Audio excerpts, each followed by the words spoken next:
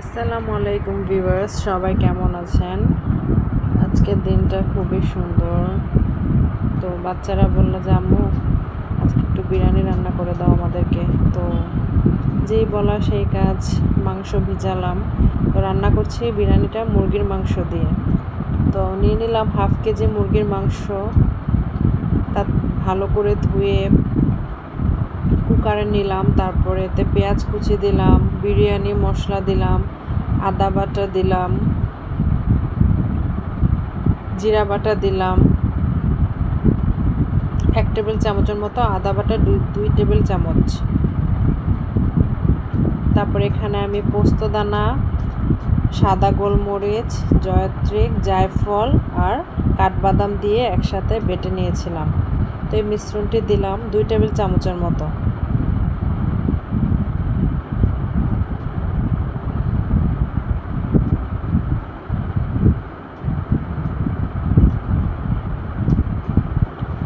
তারপর গরম মশলার গুঁড়া দেব 1.5 টেবিল চামচের মতো।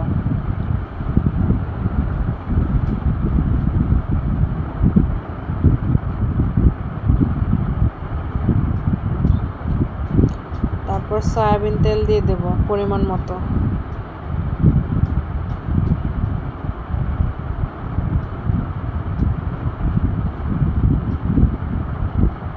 তারপর দিয়ে দেব 2 টেবিল চামচ মরিচের গুঁড়া। কারো যদি ঝাল বেশি খেতে ইচ্ছা করে তাহলে সে সাথে কাঁচা মরিচও বাটা অ্যাড করে দিতে পারেন। তারপর দিয়ে দেব লবণ, স্বাদ মতো লবণ। এবার সব কিছু একসাথে ভালোভাবে মিশিয়ে নেব। মিশিয়ে নিয়ে আমি কিছুক্ষণ 10 থেকে 15 মিনিটের মতো আমি রেখে দিয়েছিলাম ম্যারিনেট করে। তারপর আমি 1 গ্লাস পানি দিয়েছি তাতে। তো একবারেই রান্না করে নিয়েছি মাংসটা কুকারে। তো এখন আমার মাংসটা রেডি হয়ে গেছে। তো আমি বিরিয়ানিটা পোলাও চাল দিয়ে এখন রান্না করব। ফ্রাই প্যানে তেল নিয়েছি গরম করে, তারপর দিয়ে দিলাম এলাচ, দারুচিনি, তেজপাতা আর পেঁয়াজ একসাথে ভালো করে ভেজে নেব। তারপর আমি কষানো মাংসটা দিয়ে দেবো। আমি পোলাও চালটা ভাজি না, কারণ আমার ভাজার প্রয়োজন পড়ে না। তারপর আমি দিয়ে দেব পোলাও চাল। আমি এখানে 2.5 পট পোলাও চাল ইউজ করেছি, কারণ আমাদের 4 জন মানুষের 2 বেলা 2.5 পট চালের পোলাও বা বিরিয়ানি যাই রান্না করি খুব সুন্দর হয়ে যায়। তারপর দিয়ে দেবো গুঁড়া দুধ।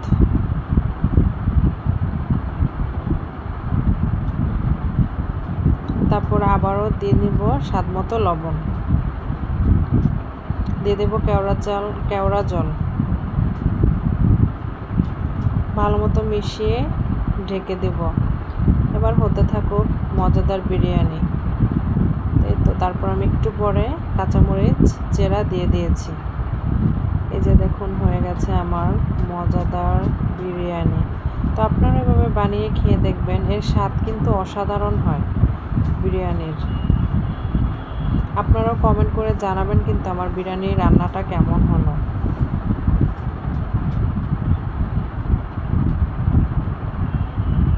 এটা যখন ঠান্ডা হবে বিরিয়ানিটা আরও ঝরঝরে হয়ে যাবে। এখন গরম আছে তো তাই একটু আঠালো ভাব। Thank you.